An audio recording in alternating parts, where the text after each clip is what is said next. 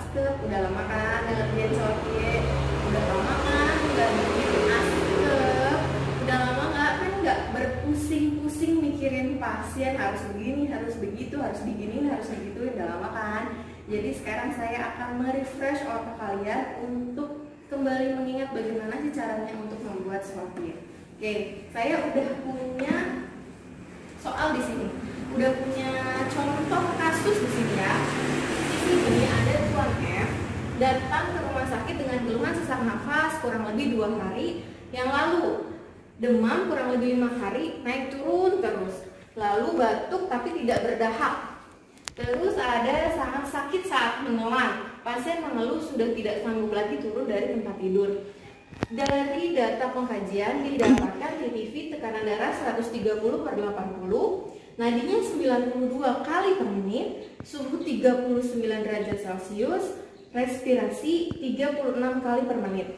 Terus dapat juga pasien terlihat nyeri dada karena selalu memegang dadanya sambil kesakitan dan terlihat sangat kesulitan untuk makan dan minum karena ada nyeri telan ya.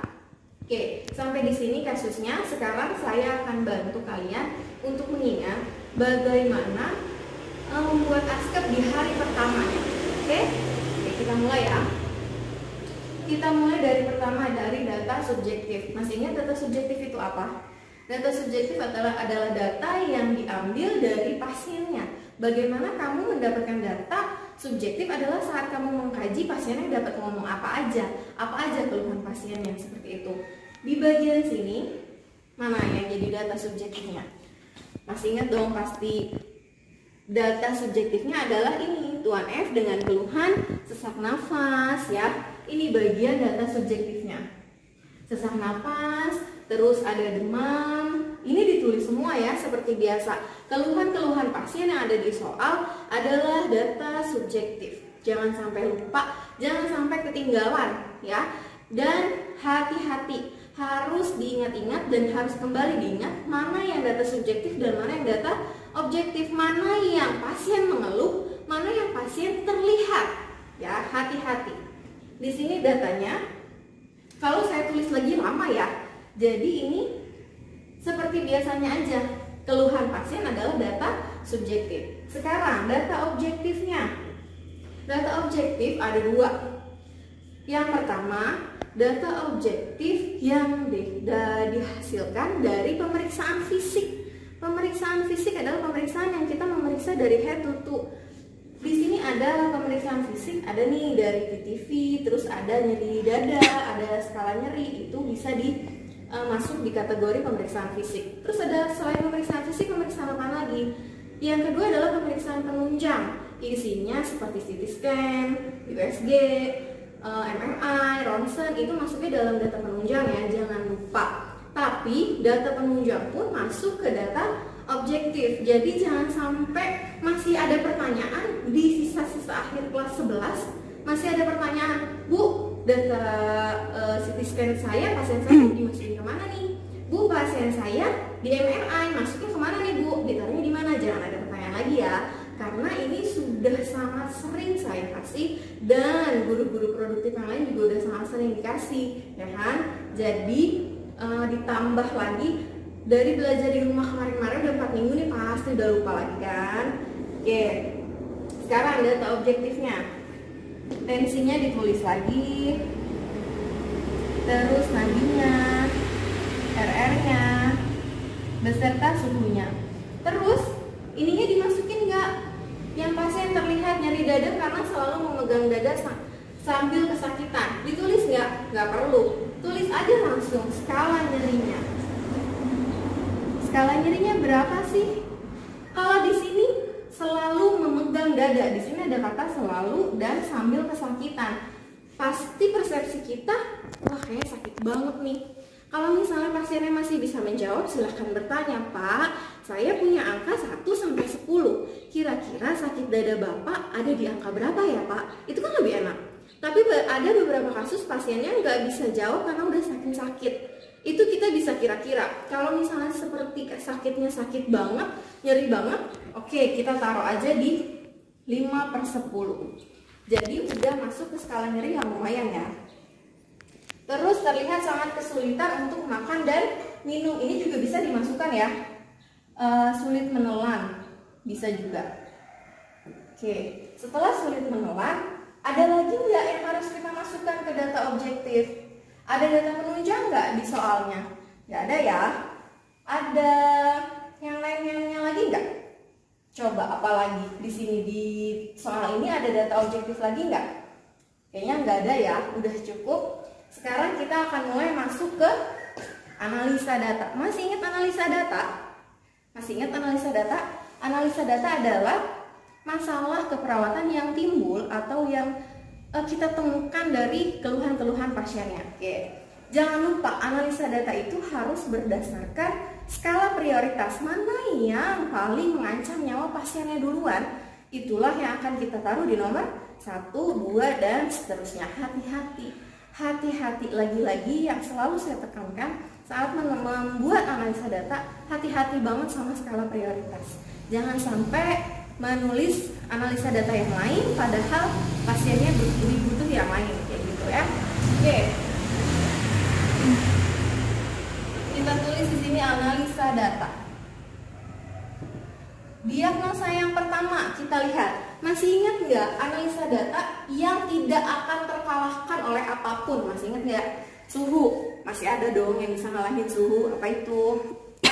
Yang pertama, ketidakefektifan pola napas berhubungan dengan kelemahan otot-otot pernapasan.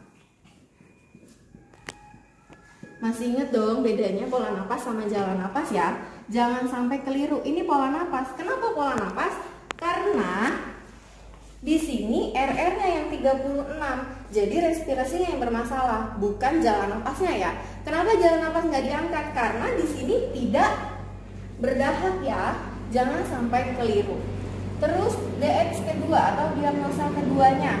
Diagnosa keduanya apa? Udah pasti hipertermi.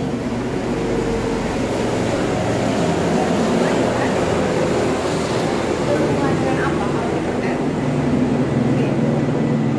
Infeksi. Mungkin kalau zaman-zaman sekarang bisa infeksi virus kali ya. Oke, terus DX ketiga. DX ketiganya apa coba? Kita lihat di sini. Mana kira-kira yang bisa jadi DX ketiga? Nih, dilihat. Ada skala nyeri, ada sulit menelan.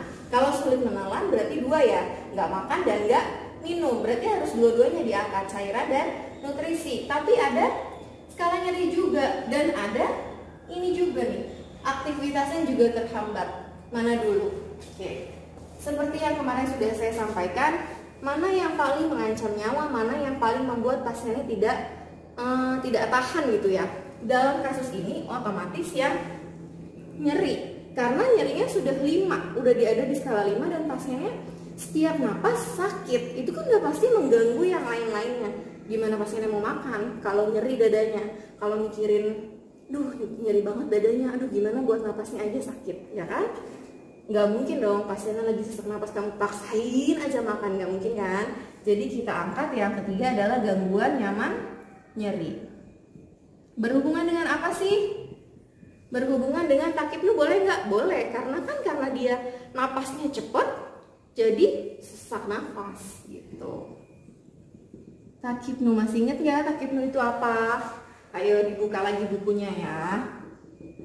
Terus DX yang keempatnya apa? Tadi udah saya bilang di sini sulit menelan, berarti ada makan dan minum. Antara makan dan minum mana dulu? Udah pasti yang minum dong. Kurang volume cairan. Berhubungan dengan sama ya, asupan kurang dari kebutuhan. Asupan kurang dari kebutuhan atau intake kurang adekuat juga boleh ya, seperti biasa. Lalu yang kelima, ada apa? Kalau udah ada cairan, udah pasti dong ada nutrisi. Kurang asupan nutrisi. berhubungan dengan intake kurang adekuat.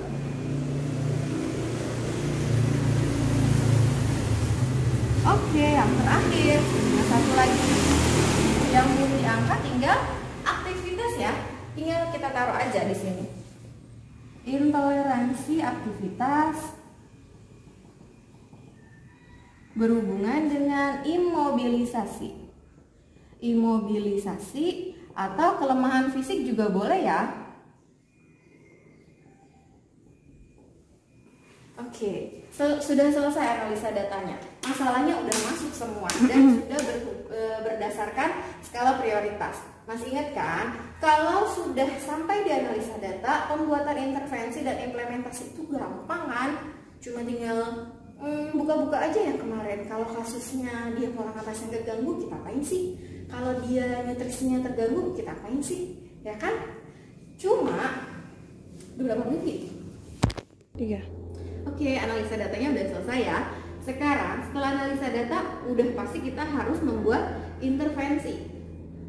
Lagi-lagi saya bilang, intervensi itu mudah, hanya tinggal mengikuti aja. Karena setiap kasus intervensinya pasti sama berdasarkan masalah yang muncul. Nggak akan berubah kok. Kalau pasien ketidakefektifan pola nafas, nggak mungkin intervensinya jadi beri pasien makan, nggak mungkin kan? Itu kan udah ada kayak kebiasaan yang memang sudah pasti seperti itu intervensinya. Dia kurang nutrisi, ya kita kasih makan. Dia intoleransi aktivitas, ya kita bantu aktivitasnya. Itu sudah pasti seperti itu. Masalahnya adalah bagaimana cara kalian untuk mengingat, membiasakan diri dan nggak ribet duluan. Kebanyakan dari kalian itu, aduh gimana nih bu, belum apa-apa sudah ribet duluan, sudah riweh. Coba kalian yang kelas 11 nih, sudah ada di akhir kelas, sudah mau naik kelas 12, bahkan sudah ada beberapa kelas yang udah PKL. Gak mungkin dong kalau belum bisa, masih lupa bagaimana cara menulis intervensi. Oke, dilihat di sini ada ketidakefektifan pola nafas berhubungan dengan kelemahan otot-otot pernapasan.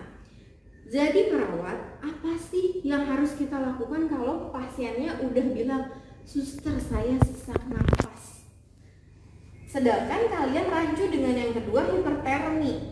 Wah, kalian sibuk nyari kompresan, terus nyari termometer, dikompres pasiennya, atau buru-buru dikasih infus, tapi kalian lupa masang oksigen.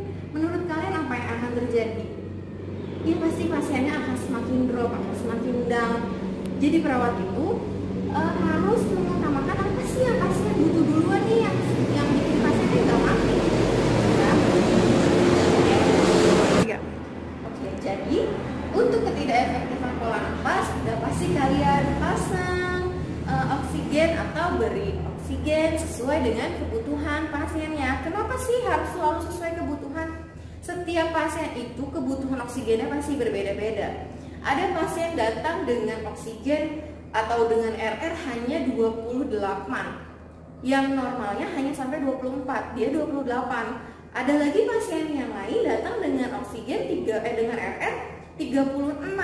Gak mungkin kan dua-duanya kita samakan kebutuhan oksigennya, dua-duanya kita kasih 2 liter. Oke, yang 28 RR-nya akan cukup. Kalau yang 36 nggak akan cukup dengan 2 liter per menit, gitu ya. Makanya intervensinya harus berikan pasien oksigen sesuai kebutuhan. Biarkan nanti berapa liternya akan ada di implementasi, kayak gitu. Oke.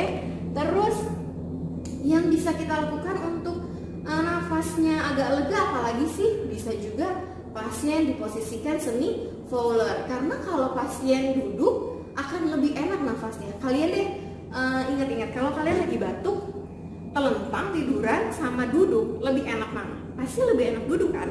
Nah, makanya pasien juga akan lebih nyaman jika lagi sesak kita dudukan semi fowler atau malah fowler yang 90 derajat. Oke, lanjut lagi, ada hipertermi. Apalagi sih yang bisa kita lakukan untuk hipertermi? Apalagi kalau bukan kompres. Kalau untuk pemberian obat penurun panas itu kan ada di kolaborasinya nanti. Jadi untuk mandirinya, untuk tindakan mandirinya bisa kita hanya kasih kompres aja. Mau kompres panas, kompres dingin, tergantung kebutuhan pasien pasiennya menggigil atau tidak, butuhnya panas atau dingin. Oke, lanjut lagi, ada gangguan nyaman nyeri. Apa aja sih gangguan nyaman nyeri? Masih inget gak? Ada 2 macam. Yang pertama relaksasi dan yang kedua distraksi. Relaksasi apa sih? Coba Bu, relaksasi ya Bu, tarik nafas dalam.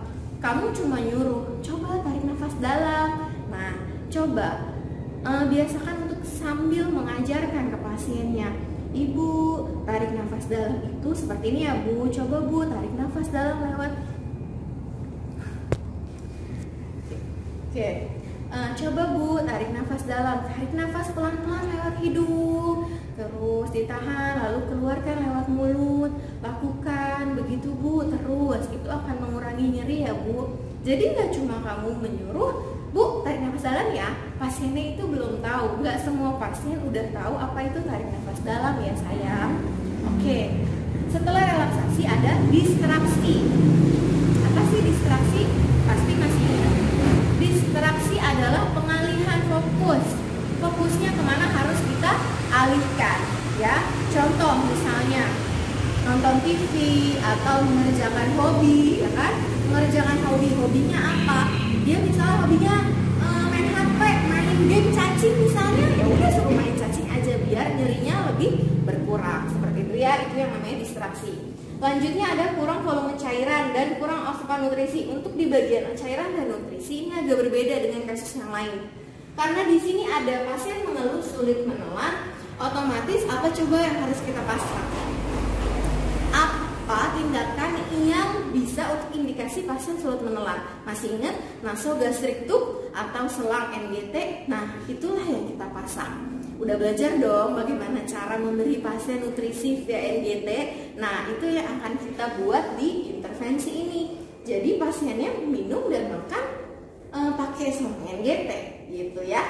Oke, nanti masukkan ya di intervensinya dan implementasi. Bagaimana respon pasiennya juga setelah kita kasih nutrisi via NGT. Kita lihat pasiennya mual atau tidak, atau pengen muntah atau enggak, ada respon batuk atau enggak gitu ya.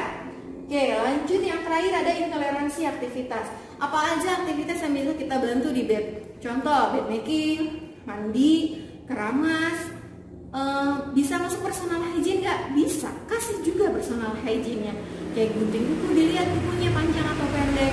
Bisa aja virus-virusnya ada di kukunya. Terus ajarkan pasien juga cuci tangan, terus sikat giginya, kayak gitu ya. Paham? Oke, untuk intervensi dan implementasinya kalian tolong buat di rumah. Itu tugas kalian untuk minggu ini, oke? Tugas kalian untuk minggu ini adalah meneruskan intervensi dan implementasi dari kasus yang sudah saya jelaskan ini. Hanya 1 hari aja kok. 1 hari aja kalian coba buat. Semua kasus-kasus ini belum ada yang teratasi. Bagaimana cara biar evaluasinya? Masalah belum teratasi, otomatis belum ada sama sekali yang teratasi ya. Jadi kalian coba buat seperti itu. Itu tugas kalian untuk minggu ini. Oke, sampai ketemu lagi di tugas-tugas berikutnya. Semoga tugas berikutnya kita udah ketemu di sekolah ya. Tetap sehat, stay at home. Sampai jumpa. Assalamualaikum.